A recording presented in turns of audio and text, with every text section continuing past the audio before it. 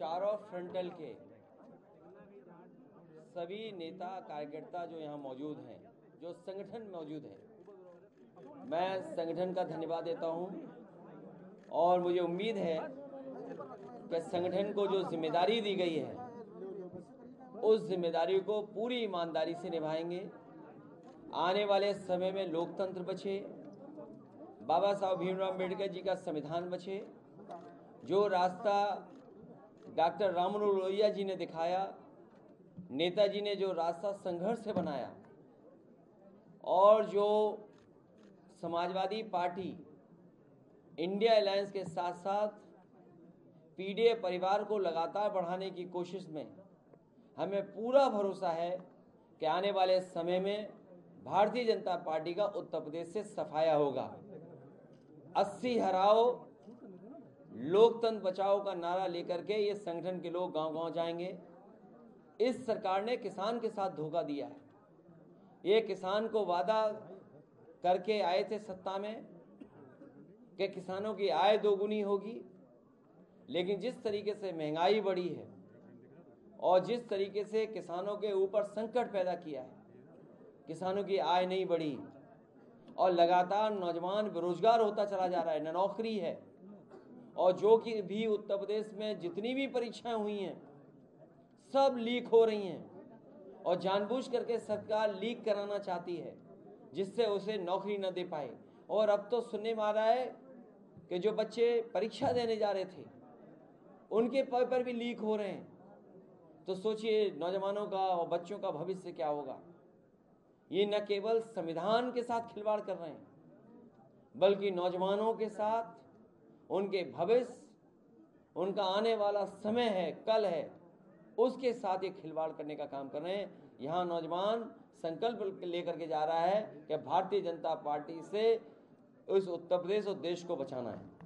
अखिलेश जी, अभी जैसे आपने बोला 80 हराओ, 80 हराओ को अगर बता दें उसका क्या अर्थ निकाला जाए, कुछ अगर। गणित बहुत आसान है, उसमें बहुत ज़्यादा दिमाग लगाने की जरूरत नहीं है। किसान की आय दोगुनी नहीं हुई, किसान बैठा हुआ इंतजार कर रहा है कि वोट कब डालेंगे। जिस किसान के ऊपर 3 काले कानून आ रहे थे, चुनाव आया, काले कानून वापस ले लिए। किसान को खुश करने के लिए, एक संदेश देने के लिए पॉजिटिव, भारत रत्न चौधरी चरण सिंह जी को दिया गया, भारत रत्न स्वामीनाथन जी को दिया गया। अगर ये वाकई में सच्चे भारतीय जनता पार्टी के लोग किसानों के दुख दर्द को समझते हैं, उनकी परेशानी को समझते हैं और आय दोगुनी का अगर वादा किया उन्होंने, तो स्वामीनाथन जी ने जो फार्मूले दिए थे उन फार्मूले का अमल क्यों नहीं कर रहे, एमएसपी क्यों नहीं लागू कर रहे हैं। एक तो ये बात, और दूसरी 60 लाख बच्चों की परीक्षा छूट गई। वो अपना भविष्य बनाना चाहते थे, अपना कल उनका कैसे बेहतर हो उसके लिए सोच रहे थे। इस सरकार ने उनका पेपर लीक करा दिया और 60 लाख बच्चे, उनका गुणा कर दो, माँ बाप मिला लो, 3 अगर गुणा कर देंगे 60 लाख में तो 1 करोड़ 80 लाख लोग बनते हैं। और 1 करोड़ 80 लाख का अगर हम भाग दे दें 80 लोकसभा से तो 2,25,000 वोट बनता है जो नाराज बैठा हुआ है। और अभी जो 2 परीक्षाएं पेपर लीक हो गए तो सोचो कितने बच्चे हो गए, उनका परिवार जोड़ लो तो कितना हो गया हिसाब किताब। जिस पार्टी का एक लोकसभा में 3 लाख वोट कम हो रहा हो, वो 80 नहीं हारेगी तो क्या करेगी वो सब पार्टी।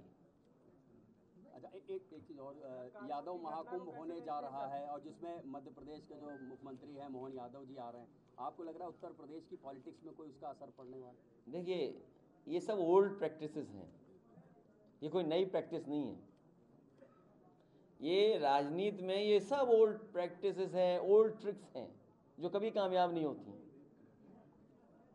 आज चौरसिया समाज का एक रथ निकाला गया है, भारतीय जनता पार्टी से समर्थित है। ब्राह्मण एक आंदोलन वो हो ही चुका है उनका कुंभ, और यादव महाकुंभ हो ही रहा है। तो आपको लग रहा है आपके पीडीए की कुछ काट उधर से होगी? देखिए, पीडीए इतना बड़ा परिवार है, इसमें सब हैं।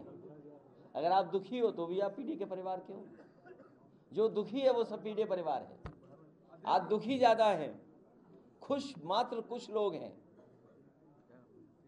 इसलिए जो दुखी है वो पीडीए के साथ है, जिसके साथ अन्याय हो रहा है वो पीडीए के साथ है, जो भेदभाव का हटाना चाहता है, सामना करना चाहता है, वो पीडीए परिवार है। आज मुख्यमंत्री जी राज्यपाल जी से मिले, चर्चा है, मंत्रिमंडल विस्तार हो रहा है, अधिसूचना से पहले हो जाएगा। राजभर अगर वो गवर्नर हाउस गए, कोई रास्ते में जानवर तो नहीं मिला, टकरा जाए गाड़ियां, सोचो। अरे आप ही लोग थे, मीडिया के लोग कह रहे थे मुख्यमंत्री जी है ही नहीं उस फ्लीट में। अरे ऐसा मत करो, जिसका दाना उसका गाना। सोचिए कितने लोग घायल हुए। ये कोई समस्या नहीं है। हम लोगों ने सदन में और सदन के बाहर और जब कभी आप लोगों से मिले, ये बात कही हम लोगों ने। न जाने कितने लोगों की जान जा चुकी है, हर दिन आज भी जान जा रही है। वो जानते हैं कि जान जा रही है, किसान की भी जान जा रही है। इसीलिए तो वो लाए मुख्यमंत्री खेत सुरक्षा योजना। वो मुख्यमंत्री खेत सुरक्षा योजना नहीं है, मुख्यमंत्री सांड सुरक्षा योजना है वो।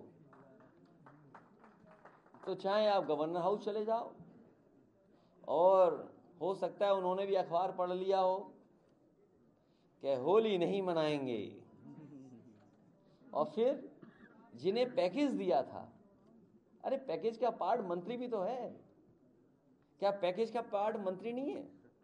भाई आपने समाजवादियों को छीन लिया, समाजवादियों को आपने राती रात मना लिया, पटा लिया, लालच दे दिया, तो भाई अब उनको मंत्री भी तो बनाओ। भाई दिनेश शर्मा जी को आपने रिप्लेस किया एक दूसरे उससे।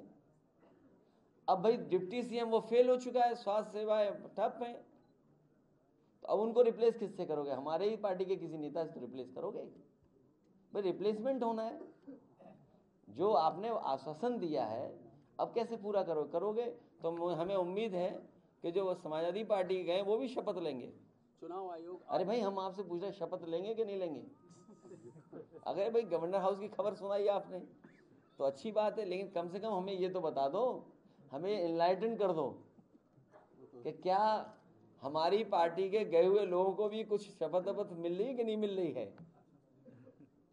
आज चुनाव आयोग है, यहाँ पर सारे अफसर आए हुए हैं उत्तर प्रदेश के, जितने भी कप्तान हैं, डीएम हैं इस वक्त सब। देखिए उससे होना क्या है, हो सकता है रणनीति बना रहे हो कि समाजवादियों का वोट कैसे रोकना है।